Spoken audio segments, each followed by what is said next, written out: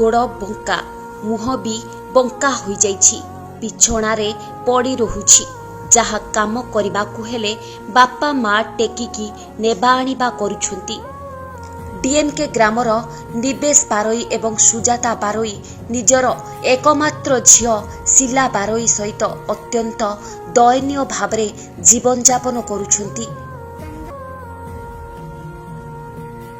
ଇଏ କି ବିଧାତାର ଖେଳ?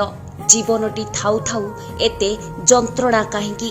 ଏପଟେ ଦରିଦ୍ର ଦାଉ ସାଜିଥିବା ବେଳେ ସେପଟେ ଝିଅକୁ ଦେଖି ବାପା ମାଙ୍କର ଛାତି ଫାଟି ଯାଉଛି।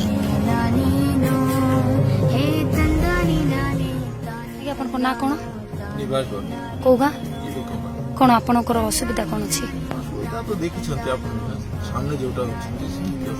ହେଲେ କେହି ଏଥିପ୍ରତି ଦୃଷ୍ଟି ଦେଉନାହାନ୍ତି।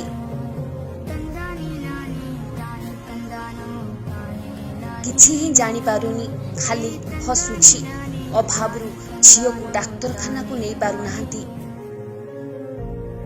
ବଦାନ୍ୟ ବ୍ୟକ୍ତି ହେଉ କି ପ୍ରଶାସନ ଯଦି ଏ ଝିଅଟିକୁ ଚିକିତ୍ସା ପାଇଁ ହାତ ବଢ଼ାନ୍ତେ, ଅନ୍ତତଃ ଝିଅଟିଟା କାମ ସେ ଆପେ ଆପେ କରିପାରନ୍ତା, ଆଉ କାହା ଉପରେ ବୋଝ ହୁଅନ୍ତାନି।